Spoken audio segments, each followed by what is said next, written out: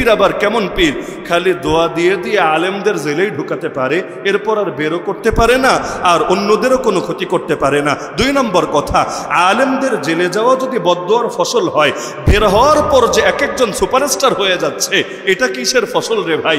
নাকি তোমাদের পীরের বদদোয়া আংশিক কাজ করে, মানে 1-2 বছর সেই রকম পাওয়ারে থাকে, এরপর আবার ব্যাকফায়ার হয়? কারণ ইনশাআল্লাহ সুম্মা ইনশাআল্লাহ যে আলেমরা কারাগার থেকে বের হয়ে এসেছে, আপনারা একটা মাহফিলের আয়োজন করেন, প্রয়োজনে পাশাপাশি এক মঞ্চে রাখবেন বাংলাদেশের সব কারামুক্ত আলেম, সবাই না পারলেও অন্তত 5 জন 7 জন 10 জন যেই কয়জনকে মিলাতে পারেন।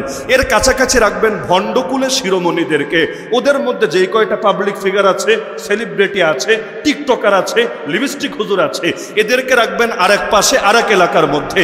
এরপর আয়োজন করেন, তারপর দেখেন পাবলিক দিলের মহব্বতের টানে কাদের দিকে বেশি ছুটে যায়, এই লিপস্টিক হুজুর আর টিকটকারদের দিকে, নাকি যারা দ্বীনের জন্য কোরবানি দিয়েছে তাদের দিকে? আজও পর্যন্ত মানুষ বিপদে পড়লে এই আলেমদেরকেই ময়দানে খোঁজে। এই যে ফরিদপুরের ক্রাইসিসে পুরো দেশের মধ্যে ধারার তো অভাব নাই, মিষ্টি খাওয়ার লোকের অভাব তো নাই, কিন্তু গোটা দেশ বলেছে অমুক সার্কেলের হুজুররা যদি ডাক দেয়, আমরা কাফনের কাপড় গায়ে দিয়ে জিহাদের তামান্না নিয়ে ময়দানেও নেমে যেতে রাজি আছি, জান দেওয়া লাগলে জান দিতেও রাজি আছি, আর বাতিলের মোকাবেলায় ওদের টুটি চেপে ধরা লাগলে তাও করতে রাজি আছি। এই যে আস্থা, এই যে ভরসা, এটা কোটি টাকা দিয়েও কেনা যায় না। তাহলে কোরবানি দিয়ে কেউ কখনো লস খায় না। তাফসীর ফি জালালিল কোরআন, কোন নজর থেকে, হিংসুকের হিংসা থেকে, শত্রুতা থেকে আল্লাহ তাআলা তাকে হেফাজত করুন। তো বর্তমানে যেই সময় আমরা অবস্থান করছি, পুরো দেশ বলেন আর পুরো দুনিয়া বলেন, গোটা দুনিয়া জুড়ে মুসলিম উম্মার হালত মোটেও ভালো না।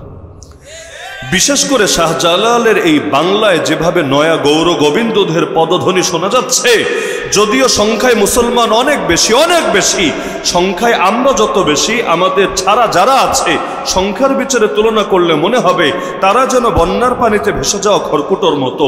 কিন্তু বাস্তবতাকে যদি বিবেচনা করি তাহলে মনে হয় যদিও আমরা আছি 2024-এ, কিন্তু অনেক ক্ষেত্রে এখনো কেমন যেন পিছিয়ে আছে 1000 বছরের চাইতেও বেশি সময় ধরে।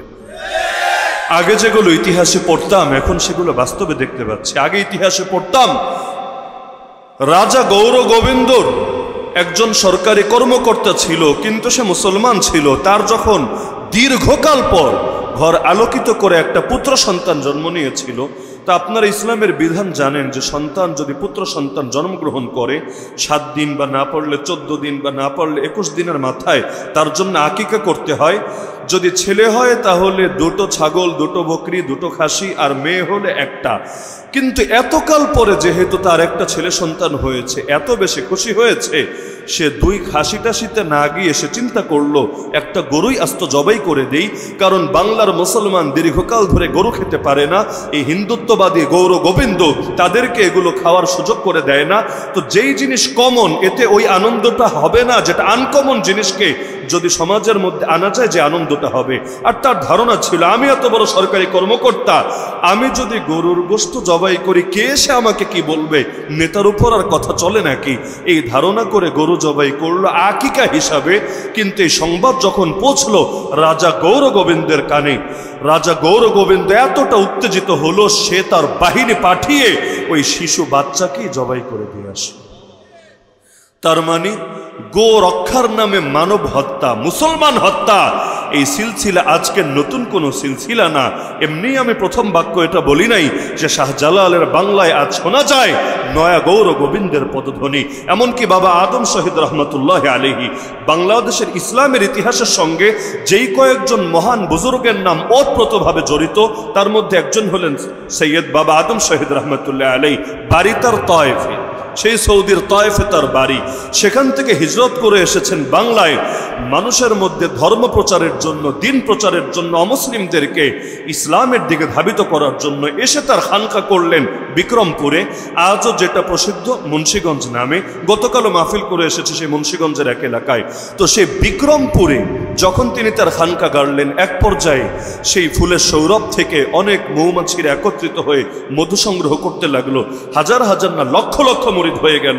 দীর্ঘকাল যাওয়ার পর চিন্তা করলেন অনেক দিন হয়ে গেল গরুর গোশত খাওয়া হয় না। আর আপনারা যারা গরু খান ভালো মতোই জানেন যে যত প্রাণীর গোশতই হোক না কেন গরুর স্বাদ ভিন্ন কোনো কিছুতেই পাওয়া যায় না। গরু গরুই। কোরআন মাজিদের দ্বিতীয় সূরার নামই দেখেন না, সূরায়ে বাকারা। তো বাকারা অর্থই তো গাভী, মানে গরু প্রজাতিরই তো অংশ। তো এখন এই যে দীর্ঘকাল ধরে যেহেতু গরু খাওয়া হচ্ছে না, কেমন যেন কেমন লাগছে, ভাবলো তাহলে আমরা যেহেতু এখানে সকলে আছি, একদিন তাহলে আমরা গরুর গোশত জবাই করে সবাই মিলে একসঙ্গে আহার করি। তো পীর সাহেব যখন উদ্যোগ নিয়েছে, মুরিদরা কি আর পিছিয়ে থাকবে? সবাই মিলে একসঙ্গে গরুর গোশত জবাই করলো, আহার করলো। এই খবর যখন পৌঁছলো রাজা বল্লম সেনের কাছে, এতটা উত্তেজিত হলো। ইতিহাসে একাধিক বর্ণনা পাওয়া যায়, এর মধ্যে একটা বর্ণনা হলো সে তার বাহিনী নিয়ে পীর সাহেবের উপরে হামলা করে বসলো, খানকাকে ভেঙে গড়িয়ে দিল, এমনকি মারতে মারতে সৈয়দ আদম শহীদকে, নামই তো শহীদ, মারতে মারতেই তারা শহীদ করে দিল। তো এগুলো ছিল ইতিহাসের গল্প।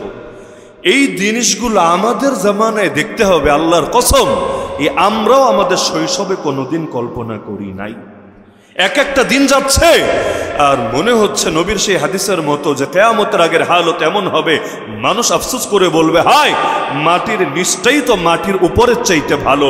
এমনকি হালত এতটা গুরুতর হবে, ঈমান বাঁচানো এতটা কঠিন হবে, মানুষ সকালে মুমিন তো বিকালে কাফের, বিকালে মুমিন তো সকালে কাফের। দুনিয়া সামান্য সামান্য স্বার্থে লোকে নিজের ঈমানকে পর্যন্ত বিক্রি করে দেবে। আরে সবচাইতে দুঃখ লাগে এখানে, মুসলমানের শত্রু যদি কাফের হয় তো অন্তরের মধ্যে একটা সান্ত্বনা থাকে, যারা আল্লাহকেই দেখতে পারে না আল্লাহর বান্দাকে কোন দুঃখে দেখতে পারবে, যারা রাসূলকে মহব্বত করে না রাসূলের এই পাপী উম্মতকে কোন দুঃখে মহব্বত করবে। কিন্তু যখন দেখা যায় সেই কাফেরদের পক্ষ হয়ে দালালি করতে গিয়ে নামধারী এক শ্রেণীর মুসলমানই মুসলমানের বিপক্ষে অবস্থান নেয়, মুসলমানের হাতে হাত করা পড়ায়, হক কথা বলার কারণে মুসলমানকে এই পৃথিবী থেকে নিশ্চিহ্ন করে দিতে চায়, আল্লাহর কসম অন্তরে এত বেশি কষ্ট লাগে যত কষ্ট দুনিয়ায় আর কোনো কিছুতেই লাগে না। এর চাইতে আফসোসের বিষয় কি হয়, ৩৩ কোটি দেবতায় বিশ্বাসী যারা, তারা ঐক্যবদ্ধ হয়ে গেছে আমাদের বিপক্ষে, অথচ এক রবে বিশ্বাসী যারা, আমরা আজও পারি নাই ঐক্যবদ্ধ হতে আমাদের অস্তিত্ব রক্ষার স্বার্থে। ভাই ইলমি ইখতিলাফ ভিন্ন জিনিস আর অস্তিত্ব রক্ষার প্রশ্ন ভিন্ন জিনিস। ইলমি ইখতিলাফ তো সমাধান হবে আলেম ওলামার মধ্যে, সমাধান না হলে কি হয়েছে, আলেম ওলামারা তারা এই দায়িত্ব পালন করবে, এটা তাদের ইলমের দায়িত্বেরই অংশ। একজন এটার পক্ষে দলিল দিবে, আরেকজন দলিল খণ্ডন করবে, আবার সে দলিল দিবে, আবার আরেকজন খণ্ডন করবে, চলতে থাকবে।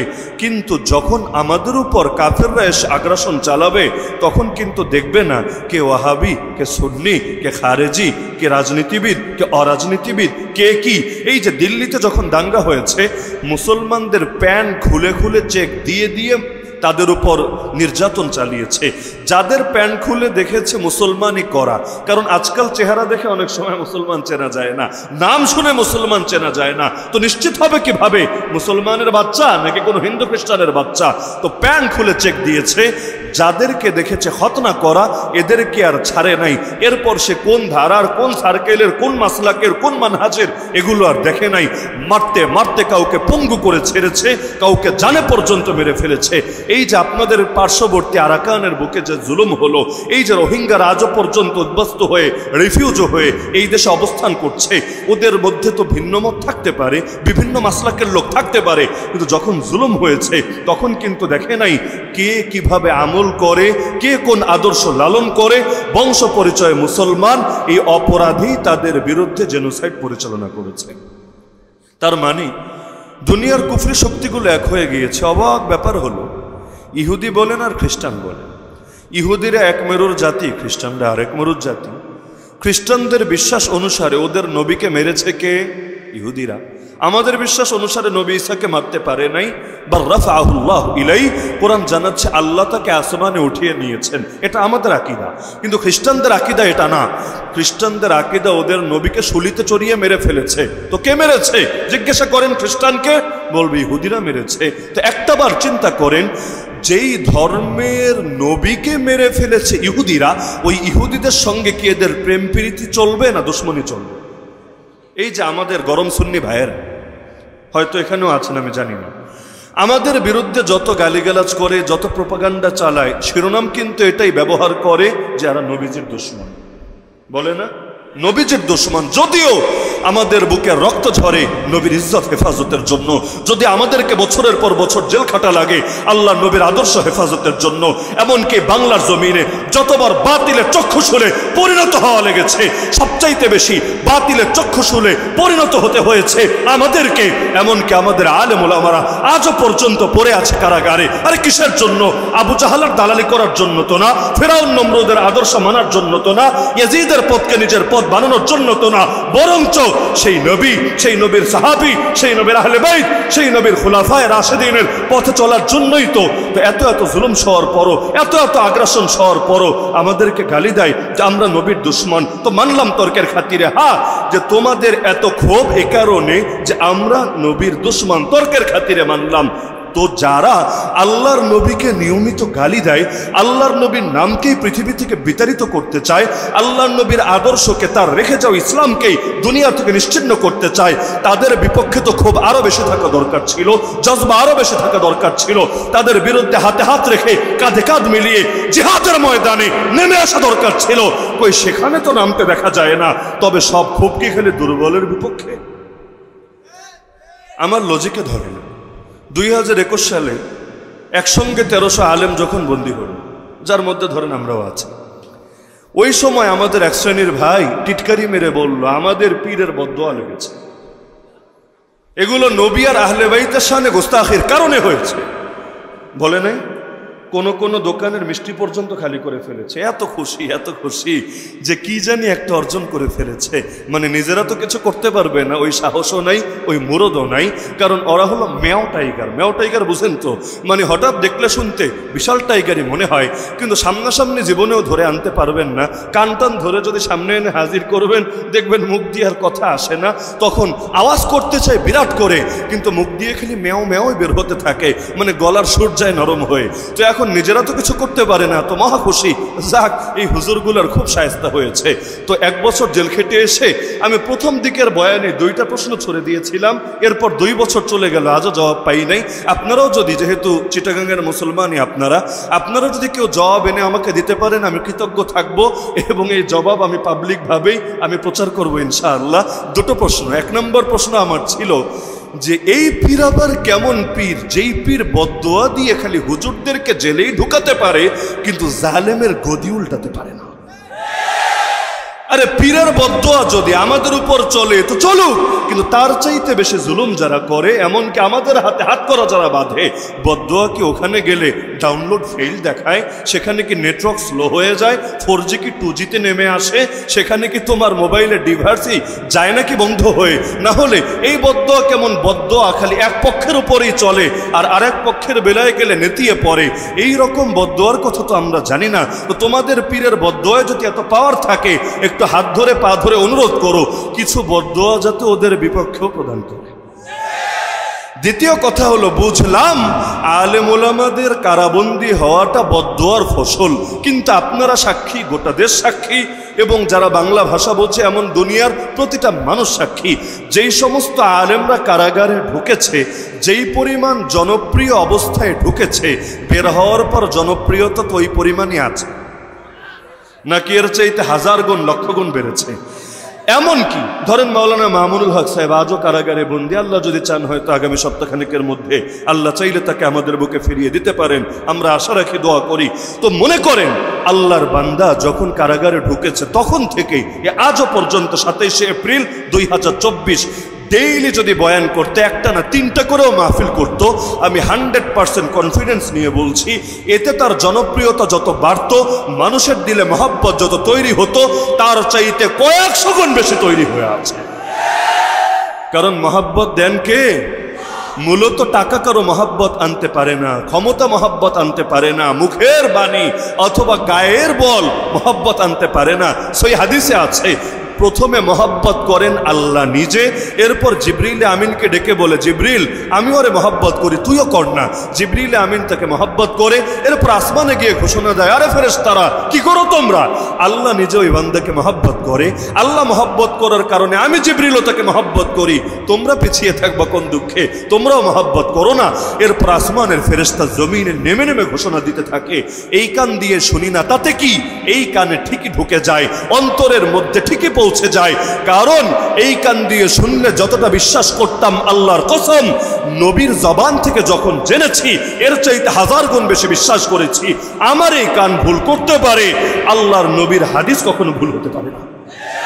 তো নবী জানিয়ে দিয়েছেন। আসমানের ফেরেশতা জমিনে এসে তখন ঘোষণা দিতে থাকে, আসমানে সবাই মহব্বত করে ফেলেছে তাকে, তোমরা আর বাকি থাকবা কোন দুঃখে? সুম্মা ইউদাউ লাহুল কাবুলু ফিল আরদ, নবীর ভাষ্য, তখন পৃথিবীতে তার জনপ্রিয়তা, তার গ্রহণযোগ্যতা তৈরি হয়ে যায়। তাহলে জনপ্রিয়তা দেন কে? গ্রহণযোগ্যতা দেন কে? মানুষের দিলে মহব্বত ঢেলে দেন কে? আর একটাবার চিন্তা করেন, ইমাম আবু হানিফা নামটা শোনে নাই এরকম লোক গোটা বাংলাদেশ কেন গোটা দুনিয়ায় মুসলমানদের মধ্যে একজন খুঁজে পাবেন? কিন্তু ইমাম আবু হানিফাকে জেলে ঢুকিয়ে খাবারে বিষ মিশিয়ে মেরেছিল যেই শাসক, তার নামটা পারলে একজন দাঁড়িয়ে বলেন? আলেম ওলামারা হয়তো বলতে পারবে, সাধারণ মানুষ ওই নামই তো আলোচনায় আসে না যে কে তাকে বিষ খাইয়ে মেরেছে। ইমাম আহমদ বিন হাম্বল নাম শোনেন নাই এরকম লোক আছেন নাকি এখানে? অথচ ইমাম আহমদ বিন হাম্বলকে তিনজন শাসক, একজন না, একজন, তারপর আরেকজন, তারপর আরেকজন, 3 প্রজন্ম, 3 শাসক লাগাতার আল্লাহর এই বান্দাকে তার সহি আকীদার কারণে জুলুম করেছে। এত জুলুম হলো, এত আগ্রাসন হলো, কিন্তু আজ দেখেন ইমাম আহমদ এত 1000 বছর পরও মুমিনদের দিলে ঠিক রাজত্ব করছে। ইমাম আহমদের মৃত্যু 241 হিজরিতে, আর 1445 হিজরি, কত বিশাল এক গ্যাপ আর ডিস্টেন্স। এরপরও তার মহব্বত আজও প্রতিটা মুমিনের হৃদয়ে রয়েছে। কিন্তু যেই 3 বাদশা মিলে তাকে পিটিয়েছে তাদেরকে চেনেটাকে। তো মহব্বত দেন কে? আরে মহব্বত দেন কে? মহব্বত এটা কৃত্রিম ভাবে হাসিল করা যায় না। মনে করেন ফেরাউনের লাশটা পর্যন্ত এখনো আছে না?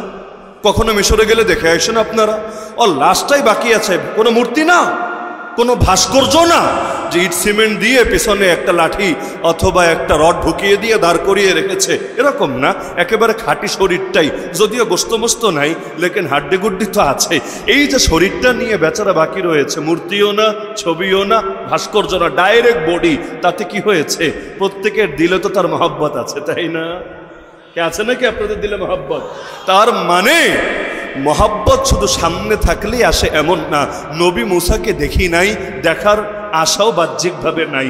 নবী মুসার ছবিও জানি না, নবী মুসার নাক কেমন, চোখ কেমন, কান কেমন, দাঁত কেমন, চুল কেমন, এগুলো হাদিসের ভান্ডার খুঁজে আমাকে বের করে এনে বিস্তারিত ভাবে দেখাতে পারবেন না। তাতে কি? দেখি নাই তাও ভালোবাসি, ফেরাউনকে দেখেছি তাও ঘৃণা করি। কারণ দেখা অদেখা মূল বিষয় না, আদর্শ মূল বিষয়। আদর্শের জন্য যারা জান কোরবান করে আল্লাহ তাদেরকে মরার পরেও জমিন অমর রাখে। আজকের দুনিয়া আমি যদি জিজ্ঞাসা করি, বলেন তো তাফসিরের তো কিতাব আছে হাজার হাজার লাখ লাখ, এর মধ্যে সবচাইতে বেশি সেল হয় তাফসিরের কোন কিতাবটা বলেন তো? একজন এক একটা বলবেন, কিন্তু বাস্তবে খোঁজ নিয়ে দেখেন সবচাইতে বেস্ট সেলার তাফসিরের কিতাবের নাম হলো তাফসির ফি জিলালিল কুরআন। বাস্তবেই গোটা দুনিয়া জুড়ে, যদিও বাংলাদেশে সেল তুলনামূলক একটু কম অন্য দেশের তুলনায়, কিন্তু আমি দুনিয়ার হিসাব বলছি যে 1 নম্বরে যদি আপনি তাফসিরের কোনো কিতাব সেলের বিবেচনায় রাখেন, পড়ার বিবেচনায় বলি নাই। কেন? কারণ অনেক মানুষ আছে যারা বই কিনে তবে বই ঠিকমতো পড়ে না। এই শ্রেণীটা আমার চোখে দেখা একটু বেশি। মানে বই কিনতে একটা আলাদা এস কাজ করে, 2-4 পৃষ্ঠা পড়ে, 10-20 পৃষ্ঠা পড়ে, কিন্তু পুরোটা ফার্স্ট টু লাস্ট পড়ে এমন লোক একটু কম থাকে। আমাদের ধৈর্য সবকিছুতেই কম। মনে করেন হুজুরদের বয়ান শোনার ক্ষেত্রেও পাবলিক এখন শর্টকাটের প্রিয় হয়ে গিয়েছে।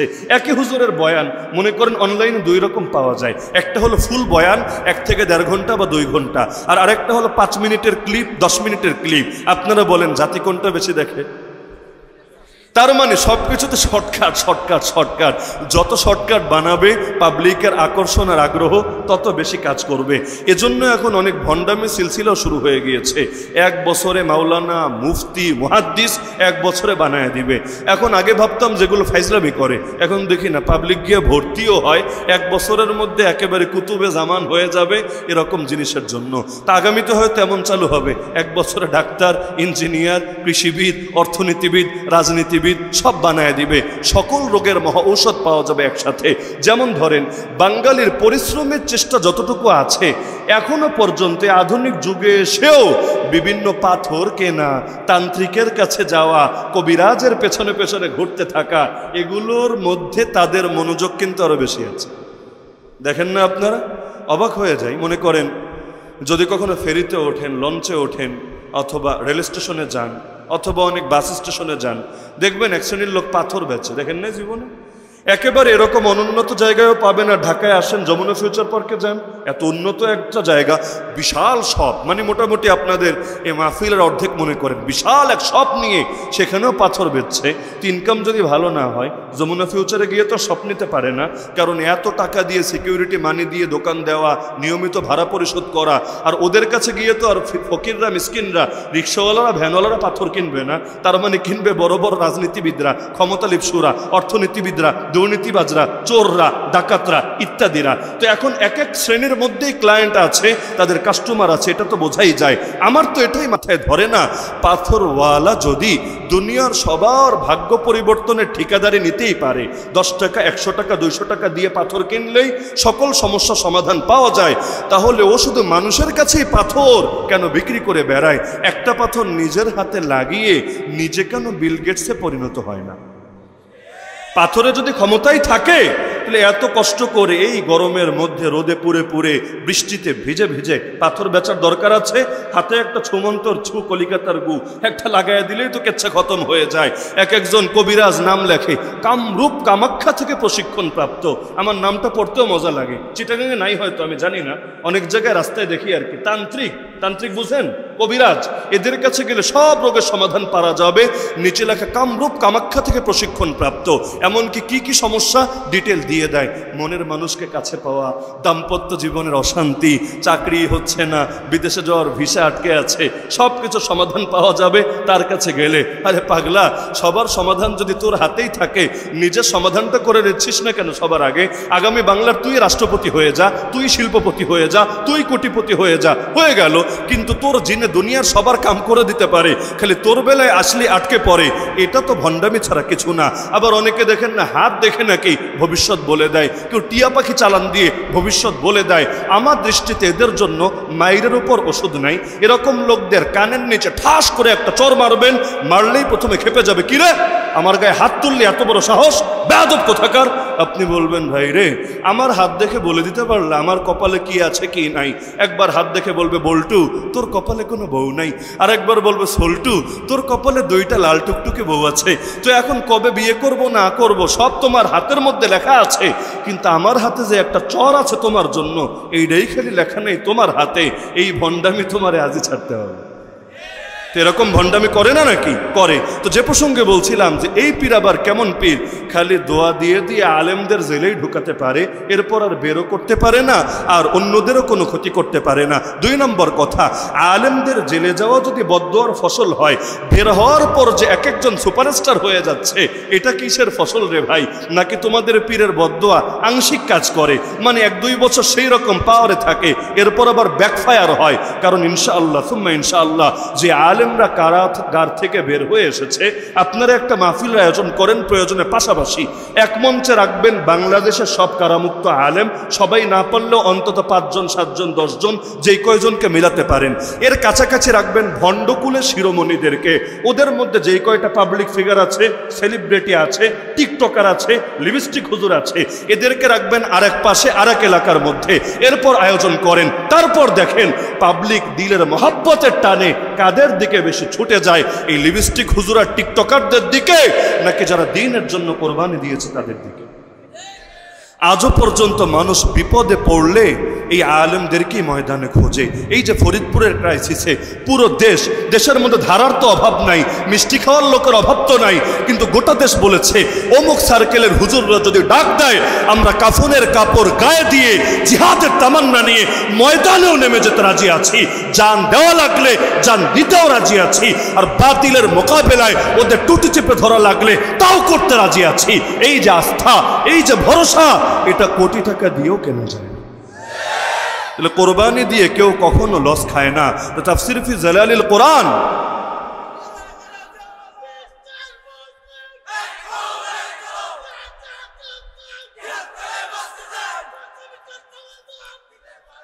তাফসীর ফি জালালিল কোরআন এত অমর হয়েছে কিভাবে জানেন? আমাকে যদি বলেন হুজুর এই কিতাবের মধ্যে ইলম কি বাকি সব কিতাবের চাইতে বেশি, আমি বলবো না, এমন না।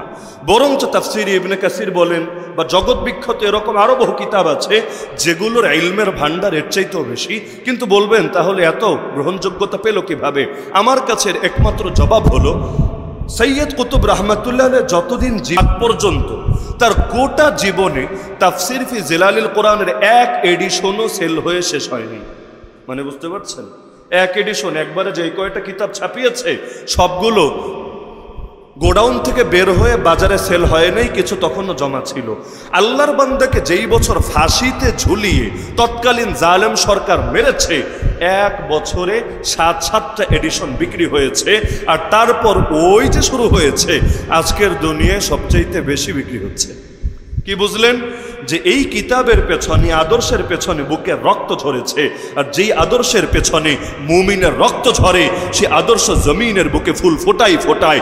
ইসলাম নামক বৃক্ষের গোড়ায় পানি নয় বরং রক্ত ঢালতে হয়। যে ইসলামের গোড়ায় নবীজির রক্ত, যে ইসলামের গোড়ায় আবু বকরের রক্ত, যে ইসলামের গোড়ায় ওমরের রক্ত, যে ইসলামের গোড়ায় ওসমান আলীর রক্ত, যে ওসমানের গোড়ায় হাসান হুসাইনের রক্ত, যে ইসলামের গোড়ায় আল্লাহ নবীজির 52,000+ সাহাবের রক্ত, যে ইসলামের জন্য আবু হানিফা শহীদ, যে ইসলামের জন্য ইমাম মালিকের মুখে চুনকালি লাগিয়ে গাধার পিঠে চড়িয়ে মদিনার অলিতে গলিতে ঘোরানো হয়েছে, যে ইসলামের জন্য ইমাম শাফিঈকে জেল খাটতে হয়েছে, যে ইসলামের জন্য ইমাম আহমদকে বুড়ো বয়সে এত পরিমাণ মার খেতে হয়েছে পিঠের গোশতগুলো পর্যন্ত কিমা কিমা হয়ে গিয়েছে, যে ইসলামের জন্য ইবনে তাইমিয়া কারাগারে লাশ হয়েছে, যে ইসলামের জন্য ইমাম সারাখসিকে কুয়ার মধ্যে নিক্ষিপ্ত হতে হয়েছে, যে ইসলামের জন্য মুজাদ্দিদ আল ফিসানিকে বন্দিত্ব গ্রহণ করতে হয়েছে, যে ইসলামের জন্য সৈয়দ আহমদ শহীদকে, ইসমাইল শহীদকে, আব্দুল হাইকে আরে ময়দানের মধ্যে কারবাল সেই বালাকোটের প্রান্তরে রক্ত ছড়াতে হয়েছে, যে দ্বীনের পেছনে এত এত বুজুর্গ,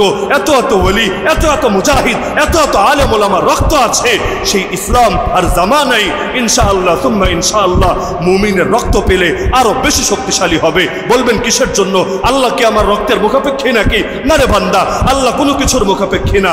আল্লাহ আমার ইবাদতের মুখাপেক্ষী না, তোমার কোরবানির মুখাপেক্ষী না। কিন্তু আল্লাহ চায় আমাকে দামি বানাতে, তোমাকে দামি বানাতে। দামি হব কিভাবে? লাইফ তো একটা, চান্স তো একটা। তো রব্বুল আলামিন মাঝে মধ্যে এমন কিছু সুযোগ তৈরি করে দেন, যেমন আমি আলী হাসান উসামা সারা জীবন বসে যত নামাজ পড়েছি, আমি জীবনে আজও পর্যন্ত এই কথা বলতে পারবো না যে 2টা রাকাত নামাজ অন্তত এমন পড়েছি যেভাবে রাসূল পড়েছিলেন, যেভাবে সাহাবীরা পড়েছিলেন। যেই 2 নামাজের শতভাগ গুণ ঠিক ছিল, এমন একটা সেজদা এখনো দিতে পারি নাই যেই সেজদার ব্যাপারে আমি আশাবাদী আল্লাহ অন্তত এটাকে কবুল করবেই করবে। কিন্তু আমাকে দ্বীনের জন্য যে জুলুম করা হয়েছে, যে বন্দিত্বের যাতনা সইতে হয়েছে, এটার ব্যাপারে আমি অন্তত আশাবাদী। এখানে কোনো রিয়া নাই, এখানে কোনো লোক দেখানোর মনোভাব নাই, এখানে ভিন্ন কোনো ইচ্ছা আসার সুযোগই নাই। এতটুকুর ব্যাপারে অন্তত আশাবাদী আল্লাহ এই কষ্টের বিনিময়ে জাহান্নামের কষ্টকে চিরতরে মাফ করে দিতে পারেন। যার সাথে যার মহব্বত, তার সাথে তার কিয়ামত। এই মূলনীতির আলোকে আল্লাহ আমাকেও কিয়ামতের দিন সেই বেলাল, সোহাইব, আম্মার, ইয়াসির, খুবাইব, খাব্বাব আর সুমাইয়ার সঙ্গে হাসর করতে পারে।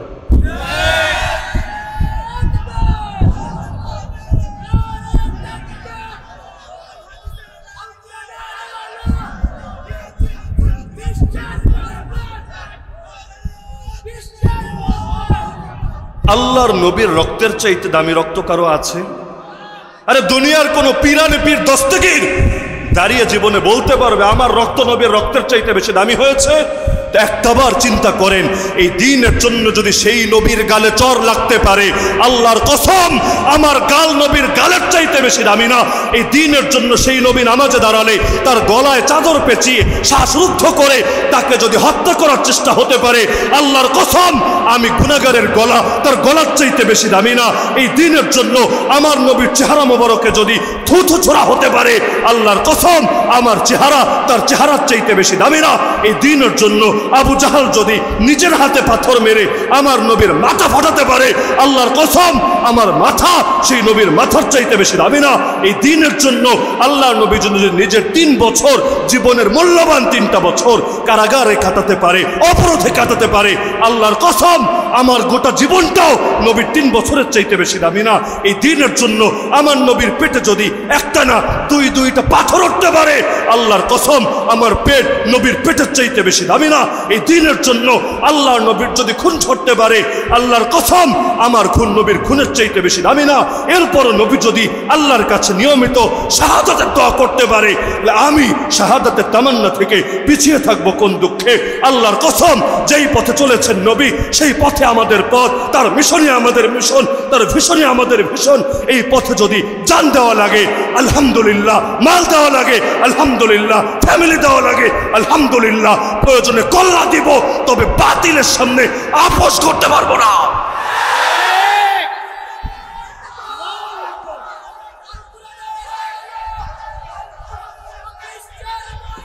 নবীর জীবনের একপাক্ষিক আদর্শ উপস্থাপনের ধান্দা বন্ধ করতে হবে। বলবেন এর মানে কি? আল্লাহ নবীর মক্কি জীবন আমাদের জন্য আদর্শ, মাদানী জীবন আদর্শ না? আল্লাহ নবীর তয়েফের মায়ের খাওয়া আমাদের জন্য আদর্শ, তো বদরের মায়ের দেওয়া আমাদের জন্য আদর্শ না? আল্লাহ নবীর সবর যদি আমাদের জন্য আদর্শ হয়, আল্লাহ নবীর জিহাদ কি আমাদের জন্য আদর্শ না? তো একটারে খালি প্রমোট দেওয়া কিসের জন্য রে ভাই? এগুলো তো দাজ্জালি নীতি। দাজ্জালের চোখ কয়টা? একটা। এই এক চোখা নীতি দাজ্জালি নীতি।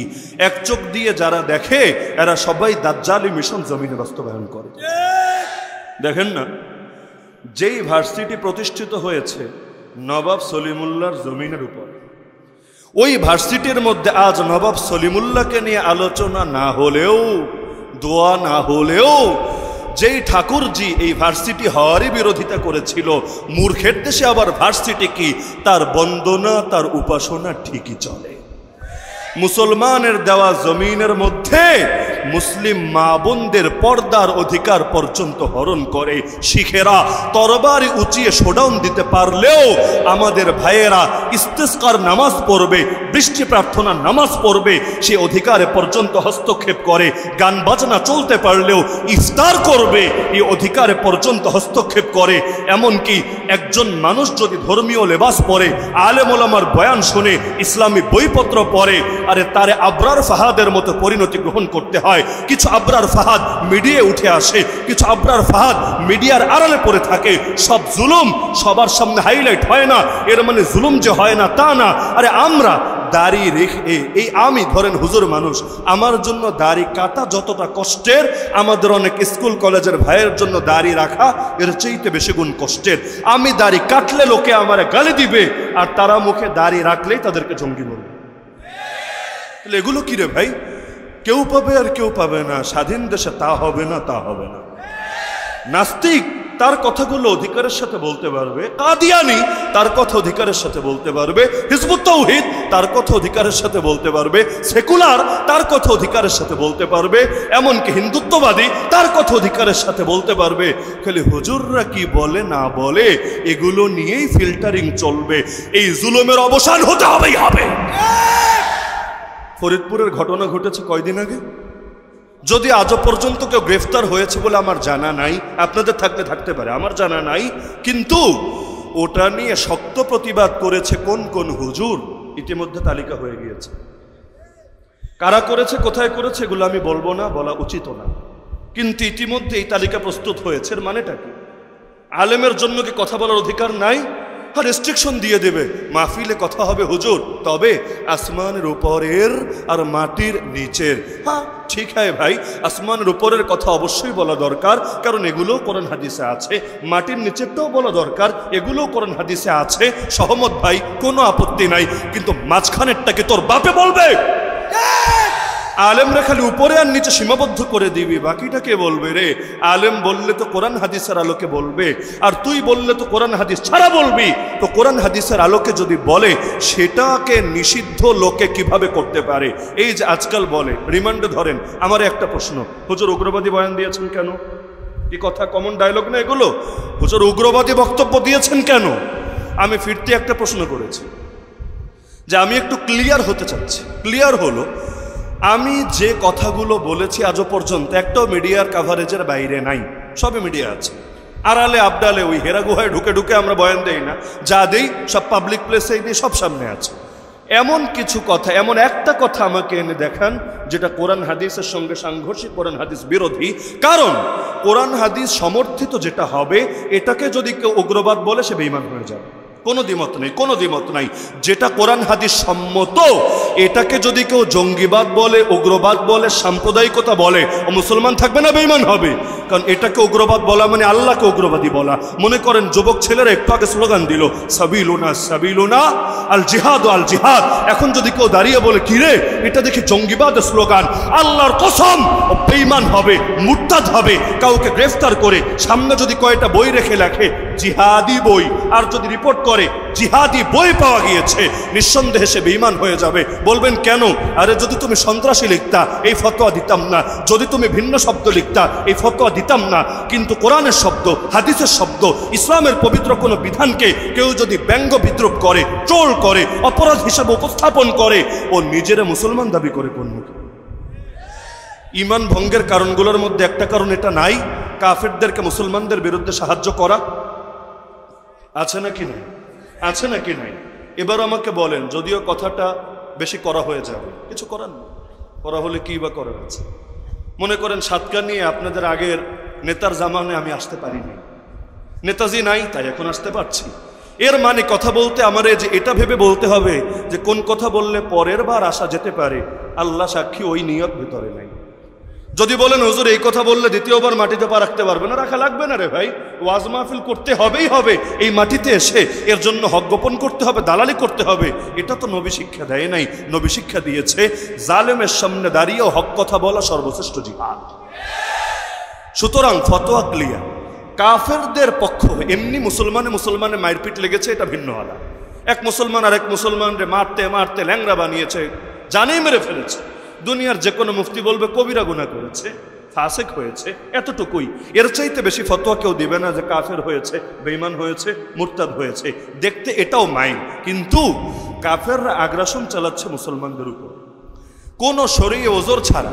এক লোক গিয়ে কাফেরদের সাথে হাত মিলিয়েছে, যেগুলো রাজাকার বলে, আর কিন্তু সে রাজাকারি করছে কোনো কুফরি অপশক্তির পক্ষে। যে হাত মিলালাম যে তোমাদের পক্ষ হয়ে মুসলমানদেরকে দমাবো, আলেম ওলামারে দমাবো, তাওহীদ জনতাকে পাখির মতো গুলি করে মারবো, তার মানে সে কাফেরদেরকে বিজয়ী করতে চাচ্ছে মুসলমানদের বিপক্ষে। আর ফতোয়ার একটা মূলনীতি হলো আর রিদা বিল কুফরি কুফরুন, কুফরের প্রতি সন্তুষ্টি প্রকাশ করাও আরেকটা কুফর এবং ঈমান নষ্ট হওয়ার কারণ। যেমন কাদিয়ানীদেরকে কেউ যদি জেনে বুঝে কাফের না বলে, সেও কি হবে? সেও কি হবে? কাফের। কেন? কারণ এরকম অকাট্য বিষয়েও সে দ্বিমত করার মানে হলো সে তাদের ভণ্ডামি আর তাদের কুফরের উপর সন্তুষ্ট হয়ে গিয়েছে। তো সর্বজন বিদিত অকাট্য বিষয় অস্বীকার করলে ঈমানি হুমকির মুখে পড়ে। তা আমাদের যে ভাইয়েরা চাকরি বাঁচাতে, প্রমোশন ঠিক রাখতে, অথবা জবাবদিহির আওতার বাইরে থাকতে গিয়ে গুলি চালাচ্ছে আমাদের বুকে, আর মুসলমান প্লেকার্ড, মুসলমান নাম লাগিয়েও কাফেরদের লড়াইকে সহজ করে দিচ্ছে। এবার আমারে বলেন, ঈমান ভঙ্গের কারণ তাদের মধ্যে পাওয়া যাচ্ছে নাকি যাচ্ছে না? আমি ফতোয়া দিচ্ছি না যে সব কয়টা মুরতাদ হয়েছে ওদের জানাজা পড়ো না, সালাম দিও না, বউ তালাক, ফতোয়া দিচ্ছি না। আমি শুধু এটা দেখাচ্ছি যে ঈমান নষ্ট হওয়ার একটা কারণ ওদের মধ্যে পাওয়া যাচ্ছে নাকি যাচ্ছে না। যদি যায় তাহলে আমাদের আলেম ওলামারাও ফতোয়া দিবেন দুদিন আগে বা পরে। আর শাহ আব্দুল আজিজের মতো ফতোয়া যখন একবার আসবে, আর সেই ফতোয়া নিয়ে সৈয়দ আহমদ শহীদ, ইসমাইল শহীদ আর আব্দুল হাই সাহেবরা ময়দানে নামবে, পৃথিবীর কোনো বাতিল শক্তির ক্ষমতা নেই সেই কাফেলাকে রুখে দেবে। সুতরাং দিনের জন্য কোরবানি দিতে রাজি আছেন তো ইনশাআল্লাহ? তো যেই আয়াত খুতবায় পড়েছি বিশাল ভূমিকার পরে, আয়াতটা আমি এক বাক্যে এখন বুঝিয়ে দিতে পারবো। আল্লাহ বলেন, ওয়ালাকাদ বাআসনা ফি কুল্লি উম্মাতির রাসূলা, আমি আল্লাহ প্রত্যেক জাতির মধ্যে কোনো না কোনো রাসূল পাঠিয়েছি একই বার্তা দিয়ে, দুই বার্তা না, একই বার্তা দিয়ে, একই ঈমানি দাওয়াত দিয়ে। কিসেই দাওয়াত? আনি আবুদুল্লাহ ওয়াজতানিবুত তাগুত। দাওয়াতের প্রথম অংশ একটা, দ্বিতীয় অংশ আরেকটা। লা ইলাহা ইল্লাল্লাহ, লা ইলাহা এক অংশ, ইল্লাল্লাহ আরেক অংশ, দুই অংশ মিলে পূর্ণতা। পরীক্ষা দিয়েছেন জীবনে? দিলে দেখবেন প্রশ্নগুলো যে করে, লেখা থেকে প্রথম প্রশ্ন, এরপরে আবার ক, নিচেরটা খ, তার নিচেরটা গ, তিনটা মিলে হয়েছে প্রথম প্রশ্ন। সবগুলোই প্রথম প্রশ্নের অংশ। যদি কয়ের অ্যান্সার করেছেন, খটা বাকি রেখেছেন, আপনি কিন্তু বলতে পারবেন না প্রথম প্রশ্নের পুরো অ্যান্সার করেছি, না, আপনার কিন্তু পয়েন্ট একটা ছুটে গিয়েছে। তো এভাবে লা ইলাহা ইল্লাল্লাহ বাক্য একটা, বাক্য একটা, লেকিন এক বাক্যের মধ্যে অংশ দুইটা, ক লা ইলাহা, খ ইল্লাল্লাহ। এটাই উঠে এসেছে আয়াতে, এটাই উঠে এসেছে আয়াতুল কুরসির পরবর্তী আয়াত, মানে সূরাতুল বাকারা আয়াত নম্বর 256-তে। আয়াতটা ধরিয়ে দিচ্ছি এজন্য বাড়িতে গিয়েও যাতে একটু ঘেটে ঘুটে কোনো কথায় সন্দেহ থাকলে নিজেরাই বিচার বিশ্লেষণ করতে পারেন। ঈমানের অংশ দুইটা। আল্লাহর প্রতি ঈমান আনার পূর্ব শর্ত হলো, আল্লাহর প্রতি ঈমান আনার পূর্ব শর্ত হলো তাগুত বর্জন করতে হবেই হবে। এই মর্মে দাওয়াত দিয়েছেন পৃথিবীতে আসা সকল নবী, সকল রাসূল মিলে। আর যখন এই পূর্ব শর্ত পরিপূর্ণ হবে, তখনই কেবল বান্দা যদি বলে আল্লাহকে মাবুদ মানি, তার এই ঈমান সার্থক হবে। উযু ছাড়া নামাজ হয় তো? সাতকানিয়ার মানুষের হয়ে যায়। বলবেন না হুজুর, হুজুর বিকল্প তায়াম্মুম আছে, বিকল্প থাক, লেকিন নামাজের আগে একটা কাজ কিন্তু করা লাগেই, হয়তো উযু নয়তো তায়াম্মুম, কিছু একটা করে তবেই কিন্তু নামাজ পড়া লাগে। লা তুকবালু সালাতুন বিগাইরি তুহুরিন, তিরমিজি শরীফের প্রথম হাদিস। পবিত্রতা ছাড়া নামাজ হবে না। এখানে কবুল হবে না মানে আদায় হবে না, আল্লাহর কাছে সেটা গ্রহণযোগ্যই হবে না। তো একইভাবে আল্লাহকে মানি, আল্লাহকে মানি, আল্লাহই মাহবুদ, আল্লাহই রব্বান রব্বুকা রব্বি আল্লাহ, এই সবগুলোর জন্য পূর্ব শর্ত আছে। সেই পূর্ব শর্তের নামই লা ইলাহা, সেই পূর্ব শর্তের নামই ফামান ইয়াকফুর বিত তাগুত, সেই পূর্ব শর্তের নামই ওয়াজতানিবুত তাগুত। এই সব আয়াত, এমনকি হাদিস মান ক্বালা লা ইলাহা ইল্লাল্লাহ এর পরের অংশ ওয়া কাফারা বিমা ইউবাদু মিন দুনিল্লাহ, সবগুলোর খোলাসা একটা। আলোচনা লম্বা হবে দেখে আমি আর ব্যাখ্যায় যাচ্ছি না, আমার ধৈর্য ফুরায় না আলহামদুলিল্লাহ, যেহেতু আমাদের বলতে বলতে এগুলো এখন গাছও হয়ে গিয়েছে। যদি বলেন ফজর পর্যন্ত বলা লাগবে তাও ব্যাপার না, কারণ ডেইলি 4 জায়গায় 5 জায়গায় বয়ান করতে করতে এখন এগুলো গাছ হওয়া, মানে ঘন্টার পর ঘন্টা গেলেও দেখবেন গলা ভেঙে গেছে, কাশি একটা দিয়ে মেশিন আবার শুরু হয়ে গিয়েছে, গিয়ারের মতো আর কি, 1 2 3 এগুলো চলতেই থাকে। তা আমাদের সমস্যা হয় না, তবে আপনাদেরকে নিয়ে আমরা চিন্তিত থাকি যে পরে 1 বছর বেশি বলে ফেললে চিন্তা করবে এই হুজুরের বয়ানে আর বসা যাবে না, আরে মাইক ধরলে আর ছাড়তেই চায় না, কি টেনশন থাকবে না? এজন্য আমি আর লম্বা করছি না, কিন্তু আমি মূল পয়েন্ট বলে দিচ্ছি। আল্লাহর প্রতি ঈমান আনতে চাইলে তাগুত বর্জন করা লাগবেই লাগবে। কেউ যদি বলে ফেরাউনকেও মানি, আল্লাহকেও মানি, আমি বলবো তুমি বেঈমান। কেউ যদি বলে নমরুদকেও মানি, আল্লাহকেও মানি, আমি বলবো তুমি বেঈমান। কেউ যদি বলে আবু জাহাল আবুল হাবকেও মানি, রব্বুল আলামিনকেও মানি, আমি বলবো তুমি বেঈমান। তো একইভাবে যত তাগুত হতে পারে, সে তাগুতের ব্যাখ্যায় আজকে আর ঢুকবো না, যত তাগুত হতে পারে জমিনের বুকে, সকল তাগুতকে যারা প্রত্যাখ্যান করবে লা ইলাহা লা ইলাহা লা ইলাহা বলে, লা ইলাহা ইল্লাল্লাহ হলো এক তরবারি, এই তরবারি দিয়ে সকল বাতিলের সঙ্গে থাকা তার সম্পর্কের রশিকে কেটে ফেলবে, ছিন্ন করবে। ইল্লাল্লাহ ইল্লাল্লাহ, তার এই ইল্লাল্লাহ বাক্য আল্লাহর কাছে কবুল হবে। আবু তালেবকে জানতো না আল্লাহ রব, আবু তালেবকে জানতো না মুহাম্মদ সাল্লাল্লাহু আলাইহি সাল্লাম নবী, আবু তালেবকে জানতো না নবীর উপর যে জিবরিল ওহী নিয়ে আসে এটা হক ওহী। আবু তালেব জান্নাতি না জাহান্নামী? বলেন না, জান্নাতি না জাহান্নামী? তো আগে তো বললেন জানতো, সব জানতো, ইখতিলাফ ছিল না, দ্বিধা ছিল না, তো জাহান্নামী কি লেগে রে ভাই? আচ্ছা, আবু জাহালকে নামাজ পড়তো না, কাবার খেদমত করতো না, হাজিদের খেদমত করতো না, বাইতুল্লাহ সংস্কারের কাজ করতো না, বিভিন্ন সময় সিয়াম সাধনা করতো না? বলবেন হুজুর করতো না কি? হ্যাঁ করতো। ইবাদত নিয়ে নবীর সঙ্গে তাদের মৌলিক মারপিট ছিল না। কেন আমার নবী নবী হওয়ার পর ইবাদত শুরু করেছেন, এর আগে করেন নাই? হেরা গুহায় গিয়ে কি করলেন? মাসের পর মাস করলেনটা কি? আমি আপনি তো নির্জনে গেলে ফেসবুক চালাবো, একমাত্র আমল। ইউটিউব তো মিস নাই, দেখ বই, এগুলো আমাদের আমল। নবীজি হেরা গুহায় গেলেন, তার হাতে কি মোবাইল ছিল, কম্পিউটার ছিল? তিনি কি সেখানে বসে এমনি সময় কাটিয়েছেন? না, প্রতিটা মুহূর্ত রবের ইবাদতে কাটিয়েছেন। কেউ গিয়ে নবীর গায়ে হাত তুলেছে, অথবা আল্লাহ নবী যখন কাবায় দাঁড়িয়ে নামাজ পড়েছেন, সিজদায় গিয়েছেন, কেউ উটের ভুঁড়ি চাপিয়ে দিয়েছে? দেয় নাই। 40 বছর কেউ টোকাও মারে নাই। হঠাৎ খেপে গেল কেন? একমাত্র কারণ নবী তাগুত বর্জনে ডাক দিয়েছে। ইব্রাহিম নবী বলেন, মুসা নবী বলেন, নূহ নবী বলেন, ঈসা নবী বলেন, আমার নবী বলেন, যখনই বাতিলের বিরুদ্ধে মুখ খোলে, মানুষকে তাগুতকে লাল কার্ড দেখাতে বলে, তখনই তারা তাদের বাহিনী, তাদের শক্তি, তাদের হাতে যা কিছু আছে সবকিছু নিয়ে তাদের বিপক্ষে ময়দানে নামে। বাংলার জমিনে যে আলেমরা তাগুতকে চ্যালেঞ্জ করে না, বাতিলের বিপক্ষে বলে না, কই তাদের গায়ে তো এসে ওরা টোকা মারে না। আমি কাউকে ছোট করছি না, ছোট করছি না, আমি বাস্তবতাটা বলছি, বাস্তবতা। মনে করেন যে হজে যায় নাই, আমি যদি তারে বলি সৌদির কষ্ট কেমন লেগেছে, এই প্রশ্নটাই তো ভুয়া, প্রশ্নটাই তো অনর্থক, প্রশ্নটাই তো অবান্তর। তো ইসলামের দুইটা কাজ আমাদেরকে ফরজ করেছে, এক হলো সৎ কাজের আদেশ, আমর বিল মারুফ, আর এক হলো অসৎ কাজের নিষেধ, নাহি আনিল মুনকার। নবী যতদিন শুধু সৎ কাজের আদেশ দিয়েছেন, কেন আল্লাহ নবী 40 বছরের আগে কাউরে কিছু বুঝেন নাই? আত্মীয়তার বন্ধন রক্ষা করতে বলেন নাই? আল্লাহ নবী বিভিন্ন সামাজিক খেলফুল ফজুল টাইপের বিভিন্ন খেদমত আঞ্জাম দেন নাই? এগুলো নিয়ে মারপিট লাগে নাই। লেগেছে কখন জানেন? দেবদেবীর বিপক্ষে যখন বলেছে, কুফরি মতবাদের বিপক্ষে যখন বলেছে, অপসংস্কৃতিকে যখন চ্যালেঞ্জ করেছে, আল্লাহর জমিন, আল্লাহর আইন যখন কায়েম করতে চেয়েছে, ব্যাস ওই যে লাগা লেগেছে। আবু জাহাল এসে তো এটাও বলেছে, তোমার ভাতিজা যা বলবে সব মানবো, কিন্তু আরে থামতে বলো। আল্লাহ রসুল বলছে, চাচা যান বলে দেন, একটা বাক্য মানলেই খেল খতম, কিচ্ছু লাগবে না, আর আমাকে নিয়ে কোনো টেনশন করতে হবে না। আবু জাহাল বলছে, না মুআবিকা আশরা, মোহাম্মদ তোর মরা বাপের কসম খেয়ে বললাম, এক বাক্য না 10 বাক্য মানবো ভাতিজা, এক বাক্যের জন্য এত প্যারা দিচ্ছিস কিসের জন্য? খালি বল না বাক্য। নবী বললেন, বলো লা ইলাহা ইল্লাল্লাহ। আরে এটা তো মানতে পারবো না। আজআলাল আলিহাতা ইলাহান ওয়াহিদা ইন্না হাযা লাশাইউন উজাব। কি ছিল এই বাক্যে? আমি আপনি বুঝি না তো, তাই মুখে বাঁধে না।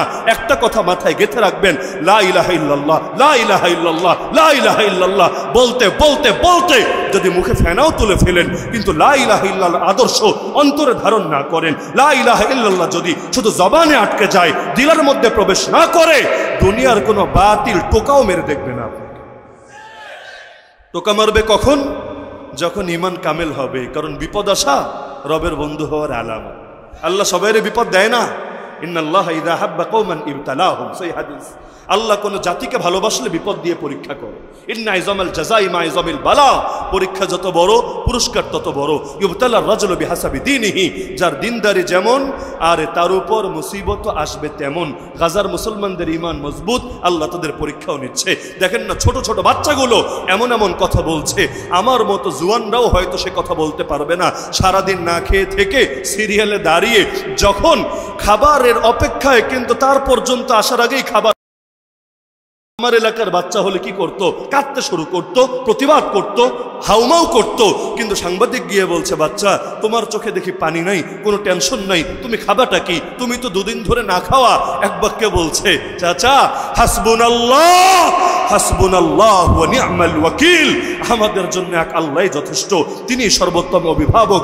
নার্স হসপিটালে সেবা দিচ্ছে, একের পর এক খাট আসছে, যে অসুস্থ, যে নিহত, শহীদ বলে ঘোষণা দিচ্ছে, যে আহত তাকে ভেতরে ট্রিটমেন্টের জন্য পাঠাচ্ছে। হঠাৎ এক খাটের উপর থেকে চাদরটা উঠিয়ে দেখে আর কেউ শোয়া না, তার প্রাণপ্রিয় স্বামী নিহত হয়ে পড়ে আছে। এই সমাজের নারী হলো কি করত? কাঁদতে কাঁদতে, চিল্লাতে চিল্লাতে আসমান জমিন মাথায় তুলে ফেলতো। সেই নারী 2টা আঙ্গুল উঁচিয়ে, ভি ভি মানে ভিক্টোরি চিহ্ন, 2টা আঙ্গুল উঁচিয়ে হসপিটালের অপর প্রান্তে থাকা তার মেয়েকে ডেকে ডেকে বলছে, মা আমার, কলিজার টুকরা আমার, আল্লাহ তোমার বাপের হৃদয়ের তামান্না কবুল করেছে, এখন থেকে তুমি শহীদের মেয়ে, আমি শহীদের স্ত্রী। আরে তুমি শুকরিয়া আদায় করো, আল্লাহ আমাদেরকে বিজয় দিয়ে দিয়েছে। এমনকি শেখ ইসমাইল হানিয়ার দৃশ্য তো গোটা দুনিয়া দেখেছে। একই দিনে, তাও ঈদের দিন, তার পরিবারের 4 জন পুত্র এবং নাতি এক গাড়িতে শহীদ হয়ে গেল। আর আমার মতো বাপ হলেও নিজের সামলাতে পারতাম না, এখনো সেই ঈমান বানাতে পারি নাই। কিন্তু যখন তাকে সংবাদ দেওয়া হলো, যারা দেখেছেন তো দেখেছেন, দেখেন নাই আজ গিয়ে দেখেন, কোনো ভাবান্তর নেই, কোনো ভাবান্তর নেই, না কান্নাকাটি, না চিৎকার, না শক খাওয়া, কিচ্ছু নাই, একেবারে স্বাভাবিক। তার স্ত্রী তখনও হসপিটালে, ঈদের দিনও ছিল হসপিটালে। স্ত্রীকে গিয়ে যখন জানিয়েছে, স্বামী স্ত্রী দুজন মিলে চিহ্ন দেখিয়েছে, আজও সেই ছবি আছে, কিয়ামত পর্যন্ত এটা মুমিনদের হৃদয় শক্তি যোগাবে ইনশাআল্লাহ। তা আমাদের কত আলেম তো জেলে জীবন কাটিয়ে গেল, কি লস হয়ে গেছে বহুত? না রে ভাই, লস না।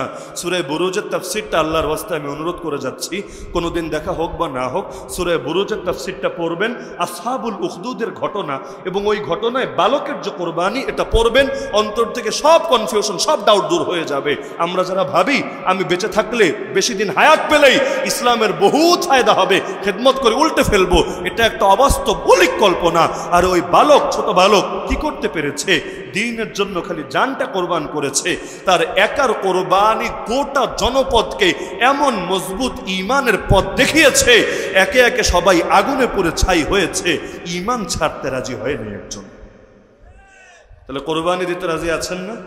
আমাদের আলেমরাই যদি কোরবানি দিতে পারে, তারা যদি কারাগারে বসে বসেই জান্নাতের সবুজ পাখি হতে পারে, আমি আপনি পিছিয়ে থাকবো কোন দুঃখে? আলেম তো রাতে ঘুমিয়ে থাকলেও জাহেলের ইবাদতের চাইতে উত্তম হয়, সে আলেমে যদি কারাগারে দিন কাটাতে পারে, আমি পিছিয়ে থাকবো কোন দুঃখে? আরে জমিনে দামি হয়ে কি হবে? আসমানে এবং আসমানওয়ালার কাছে দামি হতে হবে। মনে থাকবে তো ইনশাআল্লাহ? বেশি কষ্ট পেয়ে ফেললেন নাকি? তো সুতরাং মাজলুমকে কেউ অধিকার দেবেন, ওই আশায় থাকেন না, দয়া একটা কইরে দিব, বাস অটোমেটিক আইসা পায়ের সামনে সব অধিকার দিয়ে যাবে। অধিকার কেউ দেবে না, অধিকার কেড়ে নিতে হবে। তা মুক্তির এক সংগ্রাম আমাদের সামনে। স্বাধীন জাতি তো হয়েছি, তবে মুক্তি পাই নাই এখনো। দাসত্বের শৃঙ্খল থেকে, গায়রুল্লাহর গোলামি থেকে এখনো গায়রুল্লাহর গোলামি করে যাচ্ছি। 1757 থেকে আজ 2024 27 এপ্রিল দেশীয় বিবেচনায়, আন্তর্জাতিক বিবেচনায় সেই খেলাফত পতনের পর থেকে, ওসমানী খেলাফতের পর 100 বছর হয়ে গেছে। আজও পর্যন্ত নতুন খেলাফত এসেছে দুনিয়ার বুকে? আসে নাই। তা আমাদের খুব সওয়াব হচ্ছে আমল নামায়, তাই না? এই যে দুনিয়াব্যাপী মুসলমানদের ঐক্য নাই, আজকে খেলাফত থাকলে আল আকসা রক্ষার লড়াই শুধু হামাসকে করতে হতো না, শুধু গাজার মুসলমানদেরকে করতে হতো না, গোটা দুনিয়ার 200 কোটি মুসলমানের থেকে যে বাহিনী গড়ে উঠত, সেই সম্মিলিত বাহিনী একসঙ্গে গিয়ে কোমর ভেঙে দিত। পশ্চিমারা তো ঐক্যবদ্ধ হতে পেরেছে, কাফের মুশরিকরা তো ঐক্যবদ্ধ হতে পেরেছে, আমরাই খালি পারলাম না। অথচ ঐক্যের সবচাইতে বেশি যোগ্য ছিলাম আমরা, কারণ আমাদের কাছে রবের আদর্শ আছে। তো ঐক্য কোনোদিনও হবে না, কোনোদিনও না, জমিনে খেলাফা প্রতিষ্ঠা না হলে। আর খেলাফা দেশ দেশ হয় না, খেলাফা হয় এক দুনিয়া, এক খেলাফা। এই খেলাফতের জন্য আমাদেরকে সাধ্যমতো কাজ করতে হবে। যদি নাও পারি, চেষ্টা পুরো করি, আল্লাহ মাফ করবেন ইনশাআল্লাহ। যদি চেষ্টাও না করি, কি জবাব দিবেন আল্লাহর কাছে? কুল্লুকুম রাইন ওয়া কুল্লুকুম মাসউলুন আন রাইয়াতিহি। প্রত্যেকে দায়িত্বশীল, প্রত্যেকে নিজের দায়িত্বের ব্যাপারে আল্লাহর কাছে জিজ্ঞাসিত হবেন। তো খেলাফা কায়েম করা দরকার নাকি দরকার না? দরকার নাকি দরকার না? না হলে খালি বয়ান দিবেন, স্লোগান দিবেন, ডায়লগ দিবেন, মিছিল করবেন, মিটিং করবেন, সভা করবেন, সমাবেশ করবেন, আন্দোলন 1 মাস 2 মাস চালাবেন, শেষ, খেল খতম। না হলে আপনি বাংলাদেশে, লড়াই হচ্ছে ইসরায়েলে, কিভাবে আপনি সেই লড়াইয়ে শরিক হবেন? কিভাবে?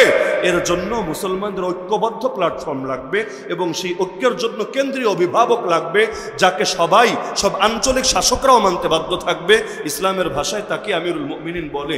এই কথাগুলো অন্তত আলোচনা হোক, বাস্তবে পরিণত করতে পারি বা না পারি, অন্তত আলোচনা হোক। হলে কি হবে? অন্তরে এই বোধটা তো থাকবে, আল্লাহ এখনো কিছু দায়িত্ব বাকি রয়ে গেছে, আল্লাহ দায়িত্বগুলো আদায়ের তৌফিক দিও, না পারলেও তুমি ক্ষমা করে দিও। এই এতটুকু যদি হয়, তাও আল্লাহ চাইলে মাফ করতে পারে। কিন্তু এই যে আলোচনা যে হচ্ছে না, আলোচনায় যে তালা মেরে দিয়েছেন, বন্ধ করে দিয়েছেন, কিয়ামতের দিন পারবেন আল্লাহর সামনে মুখ নিয়ে হাজির হতে? তো বেশি রাগ করেছেন নাকি? যদি কেউ রাগ করেন, আমার একটাই কথা, নিজের দিলের চিকিৎসা করেন, আপনার অন্তরে মুনাফিকি আছে। কারণ এগুলো কোনো দলীয় কথা না, কোনো সাংগঠনিক কথা না। আপনি কি?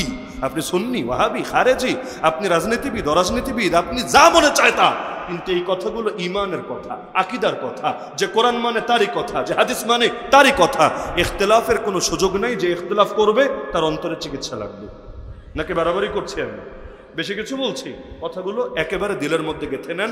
আর যুবক ভাইদেরকে অনুরোধ করব, এক মাহফিল দিয়ে শেষ না, আপনারা কথাগুলো একেবারে প্রত্যেকের দিলে দিলে গেঁথে দেন। একদিনের কথা দিয়ে সমাজ পরিবর্তন হয় না, তৃণমূলে মেহনত করতে হয়, ফিল্ড পর্যায়ে মেহনত ছাড়া কখনো বিপ্লব হয় না। তো সুতরাং একদিনে হয়তো আপনাকে কিছু জজবা দেওয়া হচ্ছে, কিছু নির্দেশনা দেওয়া হচ্ছে, কিন্তু আপনারা প্রতিটা যুবককে অন্যায় থেকে বের করে ন্যায়ের পেছনে এবং হারাম রিলেশনের ওই প্রেম থেকে বের করে শাহাদাতের প্রেমে উজ্জীবিত করতে পারবেন তো ইনশাআল্লাহ। যার দিলে শাহাদাতের প্রেম সে নারীর পেছনে ছুটবে না, যার দিলে শাহাদাতের প্রেম তারে মাদকা ধর্ষণ নিয়ে বয়ান দেওয়া লাগবে না। এক জিনিস ঢুকায় দেন ভেতরে, আপনি সে তার নিজের পথ বেছে নেবে ইনশাআল্লাহ। যে যুবকরা অনেক হিম্মত করে এই প্রচণ্ড গরমের ভেতরে আজকের মাহফিলের উদ্যোগ নিয়েছে, আয়োজন করেছে, আল্লাহ তাদেরকে জাযায়ে খায়ের দান করুন। আর আপনারা যারা এই অসহ্য গরম সহ্য করে বসে আছেন, একটাই দোয়া করি, আল্লাহ এর উসিলায় জাহান্নামের গরমকে, জাহান্নামের আযাবকে চিরতরে মাফ করে দিন। আসসালামু আলাইকুম। শায়েখ, ইমারত এবং খেলাফতের পার্থক্য কি? আমরা সবাই দুরূদ শরীফ পড়তে থাকি, এখনই দোয়া হবে ইনশাআল্লাহ। ইমারত এবং খেলাফত, ইমারত শব্দটা দুই অর্থে ব্যবহার হয়, একটা হলো ইমারতে আম্মা আর একটা ইমারতে খাসা। ইমারতে আম্মা মানে ব্যাপক ইমারত, সাধারণ ইমারত, এই অর্থে ইমারতে আম্মা মানেও যা, খেলাফত মানেও তা। সহজে বুঝবেন, আমিরুল মুমিনিন কে? খলিফাতুল মুসলিমিন। যে ওমর রাদিয়াল্লাহু আনহু কি ছিলেন? আমিরুল মুমিনিন ছিলেন। তিনি কি ছিলেন? খলিফাতুল মুসলিমিন ছিলেন। অর্থ কি ভিন্ন না একই? ইমামুল মুসলিমিন, আমিরুল মুমিনিন, খলিফাতুল মুসলিমিন অর্থ এক। একইভাবে আল ইমারাতুল আম্মা এবং আল খিলাফা অর্থ এক। তবে ইমারা শব্দটা আরেকটু ব্যাপকভাবেও ব্যবহার হয়। যেমন আমরা 10 জন মিলে কোথাও সফরে যাচ্ছি, আল্লাহ রাসূল বলেছেন 3 জন সফরে বের হলেও একজনকে আমির বানায় নিও সার্বিক শৃঙ্খলা রক্ষার স্বার্থে। এই যে আমির বানালাম, যারে বানালাম সে আমির। আর এই যে তার যে গুণটা, যেমন আলেমের গুণকে এলেম বলে, এলেম মানি জ্ঞান, আলেম মানি জ্ঞানে গুণান্বিত যে, মানে জ্ঞানী। একইভাবে আমির মানি নেতা, ইমারা মানি নেতৃত্ব। নেতৃত্ব তাকে দিলাম, সে নেতা হয়ে গেল। এখন প্রশ্নটা আসার একটা যুক্তি থাকতে পারে যে আফগানিস্তানের বুকে তারা যে শাসন ব্যবস্থা গড়ে তুলেছে এর নাম দিয়েছে ইমারা, খেলাফা দেয় নাই, নাম দিয়েছে কি? ইমারা, আল ইমারাতুল ইসলামিয়া। একইভাবে ওই যে আরব আমিরাত, নাম শোনেন নাই? শোনেন নাই? ইউনাইটেড আরব এমিরাতস, ওই এমিরাত যেটা, আমিরাত যেটা, ওইটারই আরবি উচ্চারণ হলো ইমারা, মূল উচ্চারণ ইমারা। তো ইমারা মানে এখানে বোঝায় আঞ্চলিক শাসন। যেমন মোগল বাদশা যারা ছিল তারা খলিফা ছিল না, নিজেদেরকে খলিফা দাবিও করে নাই, তারা আমির ছিল, সুলতান ছিল, আঞ্চলিক শাসন ছিল। তাদের সময় খলিফা ছিল তুর্কিরা, ওসমানী সুলতানরা, তারা ছিল তৎকালীন খলিফা। তো এখন মনে করেন দুনিয়াতে যদি খলিফা হয়, তাহলে খলিফা তো সারা দুনিয়া মিলে কয়জন হবে? একজন। কিন্তু তার অধীনে আঞ্চলিক শাসক থাকবে না। মনে করেন আগের যুগের মতো ধরেন বাংলা রাজ্যে অমুক আঞ্চলিক শাসক, ভারত রাজ্য অমুক আঞ্চলিক শাসক, পাকিস্তান রাজ্য অমুক আঞ্চলিক শাসক, সৌদি আরব রাজ্য অমুক আঞ্চলিক শাসক। এই যে আঞ্চলিক শাসক, এদেরকে বলা হবে আমির। কি বলবে? কি বলবে? আমির। আর কেন্দ্রীয় নেতা যিনি, তাকে বলবে আমিরুল উমারা, আমিরুল মুমিনিন, খলিফাতুল মুসলিমিন, ইমামুল মুসলিমিন, মানে বাদশারও বাদশা, শাসকেরও শাসক, তিনি কেন্দ্রীয় নেতা। তাহলে ইমারা আফগানিস্তানে দাবি করেছে কেন? কারণ তারা সারা দুনিয়ার অভিভাবকত্বের দায়িত্ব এখনো নেয় নাই এবং এটা সম্ভবও না। যেদিন নিজেকে খলিফা ঘোষণা করবে সেদিন পৃথিবীর অধিকাংশ মুসলমানের দায়িত্ব নিতে হবে কাঁধে। ওই অবস্থানে এখনো দুনিয়ার কোনো দেশ আসে নাই। এটার জন্য কি লাগবে জানেন? একটা কাজ হলেই চলবে। যেমন আফগানিস্তানের বুকে মুসলমানদের একটা শাসন হয়েছে নাকি হয়নি? এরকম ধরেন দুনিয়া জুড়ে 5টা 6টা শাসন হলো। আফ্রিকার বুকে ধরেন মালি সোমালিয়ায় হলো, ওদিকে মনে করেন সিরিয়ায় হলো, ওদিকে মনে করেন উদাহরণ হিসাবে ইয়ামানে হলো, এদিকে মনে করেন আমাদের অঞ্চলে হলো। এরকম বেশ কয়েকটা শক্তিশালী শাসন যখন হবে, সবাই মিলে একটা মিটিংয়ে বসবে, আমরা তো আলাদা আলাদা আছি, চল একজনকে কেন্দ্রীয় লিডার মানি যে আমাদের সবাইকে কমান্ড দিয়ে পরিচালনা করবে। কারণ নেতারও তো নেতা লাগবে, না হলে ঐক্য হবে কিভাবে? তো এই যে কেন্দ্রীয় যাকে আমির বানাবে তাকেই খলিফা বলা হবে। তো খেলাফত দুনিয়ায় কায়েম করতে চাইলে আঞ্চলিক শাসনের বিকল্প নাই, অনেকগুলো শক্তিশালী ইমারা লাগবে। আল্লাহ আমাদের এই জমিনকেও একটা ইসলাম ইমারা হিসেবে কবুল করুন। নাকি এটাও জঙ্গিবাদী দোয়া? তাহলে আর বিপরীত দোয়া কি? নাস্তিক্যবাদী জমিন, সেকুলার জমিন, হিন্দুত্ববাদী জমিন, মাঝামাঝি অপশন নাই যে হুজুর ট্রান্সজেন্ডার টাইপের দোয়া আছে নাকি? একুলো না ওকুলো না, না ইসলামে মাঝামাঝি নাই। মাঝামাঝি হলো মুনাফিকি। ইসলামে হয়তো এইটা না হলে ওইটা, মাঝামাঝি তরিকা চলবে না। হয়তো ইমান না হলে কুফুর, হয়তো হক না হলে বাতিল, হয়তো আলো না হলে অন্ধকার। ইসলামী শাসন চান? চান? যে বলবে চাই না তার মানে ও কুফরি শাসন চায়, কারণ মাঝামাঝি কিছু নাই। তো ইমানদার হতে চাইলে ইমানি শাসন লাগবেই। আসসালামু আলাইকুম। বর্তমানে মুসলমানদের করণীয় কি বলা হয়ে গিয়েছে। আমার দৃষ্টিতে সবচাইতে বেশি করণীয় আমাদের শাখাগত ইখতিলাফগুলো আলেমদের মধ্যে সীমাবদ্ধ রেখে আমাদের গোটা জাতিকে ঐক্যবদ্ধ হওয়া দরকার অস্তিত্ব রক্ষার লড়াই। কারণ আলেমদের ইখতিলাফ মেটাতে পারবেন না, আশা করেও লাভ নাই। মাযহাবি ইখতিলাফ, মাসলাকি ইখতিলাফ এগুলো আলেমরা করবে, করুক গিয়া। আপনি সাধারণ মানুষ, আপনার ইন্টারফেয়ারের দরকার কি? আলেম করলে করবে দলিল দিয়ে, ইলম দিয়ে। আপনি করবেন কি দিয়ে? গালি দিয়ে, ঠোল দিয়ে? আরে আলেমরে আল্লাহ তার ইলমের কারণে মাফ করে দিতে পারে, কারণ সে তো একটা হক বের করার চেষ্টায় আছে। কিন্তু আপনি গালি দিয়ে কোন জান্নাতে যাবেন? জান্নাতুল ফেরদাউসে না জান্নাতুল নাইমে? তা আমাদের সাধারণ মানুষের দরকার কি? আলেম ওলামার ইখতিলাফে ইন্টারফেয়ার করা। হ্যাঁ, যেটা চিহ্নিত বাতিল ওটা তো বাতিল, ওগুলো নিয়ে কোনো আপোষ নাই। আমি বলছি যেগুলো বাতিল না, তবে হকেরই বিভিন্ন শাখা, এক এক ফুলের এক এক ঘ্রাণ। তো সেখানে ইখতিলাফ আলেমরা করে করুক, আমরা সাধারণরা ঐক্যবদ্ধ হই হিন্দুত্ববাদ ঠেকানোর লড়াইয়ে, নাস্তিক্যবাদ ঠেকানোর লড়াইয়ে, সেকুলারিজম ঠেকানোর লড়াইয়ে, কাদিয়ানি, হিজবুত তাওহীদ, আহলে কোরআন ঠেকানোর লড়াইয়ে। আল্লাহ তাআলা সবাইকে তৌফিক দান করুন। হুজুর বলছেন বৃষ্টির জন্য একটু দোয়া করতে, ইনশাআল্লাহ। তবে আমার একটু ব্যক্তিগত অনুরোধ থাকবে যে আমরা একটু আবহাওয়াটা উপযোগী করার দোয়া করলে মনে হয় ভালো হয়। কারণ আমরা তো সারা দেশে সফর করি, কৃষকরা একটু পেরেশানিতে আছে যে হুজুররা যে হারে ইস্তেসকা পড়া শুরু করেছে, এখন বৃষ্টি আসলে আমাদের কৃষকদের মাথায় চিন্তা পড়বে। আর আমাদের সিলেটেও গতকাল শিলাবৃষ্টি হয়েছে। শিলাবৃষ্টি হলে ক্ষেতের যে কি ক্ষতি হয় এটা আপনারা শহরে যারা থাকেন কল্পনা করতে পারবেন না। মানে পুরো মৌসুমের এটাই নষ্ট হয়। আর আল্লাহ নবী সাল্লাল্লাহু আলাইহি ওয়াসাল্লামের জামানায় অনাবৃষ্টির জন্য বৃষ্টি দোয়া হয়েছে, মানে পানি ফুরিয়ে গিয়েছে, বৃষ্টির দোয়া হয়েছে, এমন নজির আছে। তবে সৌদি আরবের তাপমাত্রা এমনি 40-এর উপরেই থাকে বেশিরভাগ সময়ে। তো এরকম গরমের জন্য আল্লাহ নবী বা সাহাবি কখনো ইস্তেসকার নামাজ পড়েছেন বলে আমার জানা নাই। আজকেও আমি ফ্লাইটে ওঠার আগেও মোটামুটি 5-6 ঘন্টা এটার পেছনে কাটিয়েছি যে হানাফি ফিক কি বলে বা অন্যান্য মাযহাব কি বলে। হানাফি ফিক ঘেটে ঘেটে আমি এটা বের করেছি, যেমন আল বাহরুল রায়েকের মধ্যে আছে বা আরও একাধিক কিতাবের মধ্যে আছে। যখন কুয়া শুকিয়ে যাবে, পুকুর শুকিয়ে যাবে, নদী শুকিয়ে যাবে, মুসলমানরা ব্যাপক হারে পানির কষ্টে পড়বে, তখন ইস্তিসকার নামাজ আদায় করা হবে। তো ইমাম আবু হানিফার আবার এখানে একটু ইখতিলাফ আছে, ওদিকে না যাই। কিন্তু মূল মাযহাবের ফতোয়া এটা যে তখন গিয়ে ইস্তিসকার নামাজ পড়া হবে। তবে আমি সারাটা দিন মেহনত করে এমন একটা পয়েন্ট পাই নাই যে গরম কমানোর জন্য, বৃষ্টি প্রার্থনার জন্য নামাজ পড়া হবে। তো গরম আল্লাহ চাইলে এমনি কমিয়ে দিতে পারে বৃষ্টি ছাড়াই। আমার আল্লাহ তাআলার এই কুদরত আছে এবং বিভিন্ন সময়ে তিনি ঘটিয়েছেন। তা আমি কৃষকদের বিবেচনায় বিশেষভাবে আমি এখন বৃষ্টির দোয়াটা না করে আমরা আবহাওয়াটা আল্লাহ তাআলা আমাদের জন্য সহনীয় করে দেখ, এই দোয়াটা করলে মনে একটু ভালো হয় নাকি? মানে আমি একটা মতামত শেয়ার করছি, আমারটা আমি চাপিয়ে দিচ্ছি না বা ফতোয়া না, মতামত শেয়ার করছি যে আমার বিবেক বলে আর কি, এতে একটু ভালো হয় নাকি? ইনশাআল্লাহ তাহলে এমন হোক। আর যদি কেউ বৃষ্টি প্রার্থনা নামাজ পড়ে আমার আপত্তি নেই, আমি ভুল ধরছি না। আবার খেপা যায় না, আরে আপনি বেশি বুঝে ফেলেছেন অমুকের চাইতে তমুকের চাইতে। না, আমি বেশি বুঝি নাই, আমি একটা মত শেয়ার করলাম আর কি। আপনি চাইলে গ্রহণ করতেও পারেন, না পারেন, সমস্যা নাই। প্রয়োজনে দুই দোয়াই কইরা দেন যে আল্লাহ বৃষ্টিতে কল্যাণ থাকলে বৃষ্টি দাও, আল্লাহ আবহাওয়া উপযোগী হওয়ায় কল্যাণ হলে সেটাই তুমি কইরা দাও, আল্লাহ তুমি সর্বময় কল্যাণের অধিকারী। আলহামদুলিল্লাহ রাব্বিল আলামিন ওয়াস সালাতু ওয়াস সালামু আলা সাইয়্যিদিল মুরসালিন ওয়া আলা আলিহি ওয়া আসহাবিহি أجمعين يا رب العالمين يا أرحم الراحمين يا أحكم الحاكمين يا الله আপনি আমাদের আজকের এই কোরআনের মাহফিলকে কবুল করে নেন। আল্লাহ আপনি আমাদের জিন্দেগির সমস্ত গুনাহ খাতাকে মাফ করে দেন। আল্লাহ জেনে না জেনে, বুঝে না বুঝে, প্রকাশ্যে অপ্রকাশ্যে, সগীরা কবিরা যত গুনাহ করে ফেলেছি আপনার কাছে দুটো হাত তুলে ক্ষমা ভিক্ষা চাচ্ছি। মেহেরবানি করে জিন্দেগির সমস্ত গুনাহগুলোকে মাফ করে দেন। আয় আল্লাহ, পবিত্র রমাদান মাস চলে গিয়েছে, এই মাসে আপনার কত লক্ষ কোটি বান্দাকে আপনি মাফ করেছেন। আয় আল্লাহ, জানি না আমাদের নাম সেই সৌভাগ্যবানদের খাতায় উঠেছে কিনা। আয় আল্লাহ, যদি না উঠে থাকে, আয় আল্লাহ এই মজলিস থেকে ভিক্ষা চাচ্ছি, এখান থেকে ওঠার সময় এমন নিষ্পাপ হয়ে ওঠার তৌফিক দেন আমাদের মায়েরা যেদিন জন্মেছিল যেমন নিষ্পাপ ছিলাম। আয় আল্লাহ, আমাদের মা বাবা, আপনজন, আত্মীয় স্বজন যারা দুনিয়া থেকে চলে গিয়েছেন, কবরে শায়িত আছেন, প্রত্যেকের কবরে আযাবকে মাফ করে দেন, প্রত্যেকের কবরকে জান্নাতুল ফেরদাউসের বাগান বানিয়ে দেন। আয় আল্লাহ, আমাদের যে মুরব্বীরা এখনো জীবিত আছেন তাদেরকে নেক হায়াত দান করেন। আমাদের মধ্যে যারাই অসুস্থ সবাইকে শেফায়ে কামেল আজল নসিব করেন। যারা ঋণগ্রস্ত সবাইকে ঋণ পরিশোধের তৌফিক দান করেন। যে যে মুসিবতে আটকে আছে সকলের মুসিবতকে দূর করেন। প্রত্যেকের পরিবারে সুখ শান্তি রহমত বরকত দান করেন। আয় আল্লাহ, যারা এই মাহফিল আয়োজন করেছে, দেশ থেকে বিদেশ থেকে খেদমত আঞ্জাম দিয়েছে, হে আল্লাহ প্রত্যেককে জাযায়ে খায়ের দান করেন। বিশেষ করে প্রবাসী ভাইদেরকে তাদের প্রবাস জীবনকে সুখময় বরকতময় বানিয়ে দেন। সকল ধরনের বিপদ আপদ বালা মুসিবত থেকে হেফাজতে রাখেন। তাদের রিজিকের মধ্যে আরো বেশি থেকে বেশি বরকত দিয়ে দেন।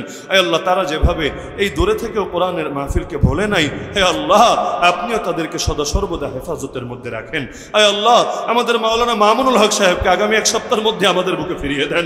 হে আল্লাহ আপনার এই বান্দা 3টা বছর ধরে বড় জুলুম সচ্ছে, ধুকে ধুকে মরছে। হে আল্লাহ এমনি তো কোরআনের অনেক পাখিকে আমরা হারিয়ে ফেলেছি, এমনি তো ময়দান শূন্য। হে আল্লাহ আপনার দ্বীনের এই সচ্চা খাদেমকে আমাদের বুকে ফিরিয়ে দেন। আরো যত নাম জানা অজানা আলেমের কারাগারে পড়ে আছেন সবাইকে অতি দ্রুত মুক্ত করে আমাদের মধ্যে ফিরিয়ে আনেন। সারা দুনিয়ার মাজলুম মুসলমানদেরকে হেফাজত করেন, বিশেষ করে গাজার মুসলমানদেরকে হেফাজত করেন। হে আল্লাহ হামাসের মুজাহিদদের হাতকে শক্তিশালী করেন। হে আল্লাহ ইসরায়েলের হানাদারদের কোমরকে ভেঙে দেওয়ার তৌফিক দান করেন। হে আল্লাহ আল আকসা মুক্ত স্বাধীন করার তৌফিক দান করেন। হে আল্লাহ বাংলার জমিন থেকে হিন্দুত্ববাদী আগ্রাসনকে একেবারে রুখে দেওয়ার তৌফিক দান করেন, নাস্তিক্যবাদকে রুখে দেওয়ার তৌফিক দান করেন। হে আল্লাহ এই দেশের ইসলাম আর মুসলিম উম্মাহকে আপনি হেফাজত করেন। হে আল্লাহ আমাদের কেউ নাই আপনি ছাড়া, হে আল্লাহ আমাদের কেউ নেই আপনি ছাড়া। হে আল্লাহ আপনি আমাদের হয়ে যান, আমাদেরকে আপনার বানিয়ে নেন। হে আল্লাহ যার সাথে আপনি থাকেন তার আর কাউকে লাগে না। হে আল্লাহ আপনার শক্তিতে শক্তিমান হয়ে সকল বাতিলের কোমর ভেঙে দেওয়ার তৌফিক দান করেন। হে আল্লাহ আমাদের সবাইকে হারামাইন শরীফাইনে জিয়ারত নসিব করেন। আয় আল্লাহ আপনার হাবিবের রওজায়ে আতহারের সামনে দাঁড়িয়ে সালাত এবং সালাম পেশ করার তৌফিক দান করেন। আয় আল্লাহ স্বপ্নযোগে একবার হলেও প্রিয় নবীজিকে দেখে আমাদের দিল আর চোখকে শীতল করার তৌফিক দান করেন। আয় আল্লাহ আপনার বান্দাদের এই প্রচণ্ড গরমে গ্রীষ্মের তাপদাহে বড় কষ্ট হচ্ছে।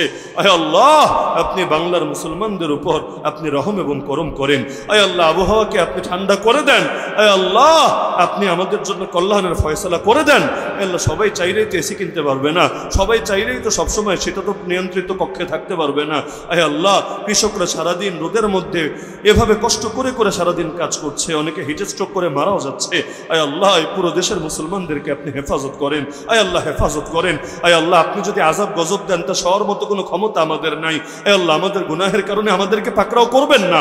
রব্বানা লা তুআখিযনা ইন নাসিনা ওয়া আখতানা রব্বানা ওয়া লা তাহমিল আলাইনা ইসরান কামা হামালতাহু আলাল্লাযীনা মিন ক্বাবলিনা ربنا ولا تحملنا ما لا طاقة لنا به واعف عنا واغفر لنا وارحمنا أنت مولانا فانصرنا على القوم الكافرين।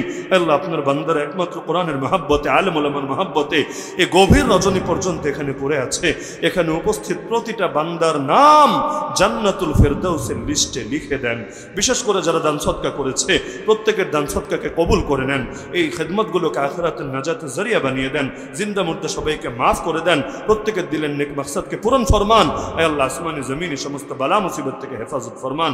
আয় আল্লাহ আগামীতে আরো বৃহৎ পরিসরে আরো সুন্দরভাবে এই কোরআনের মাহফিলের আয়োজন সম্পন্ন করার তৌফিক দান করেন।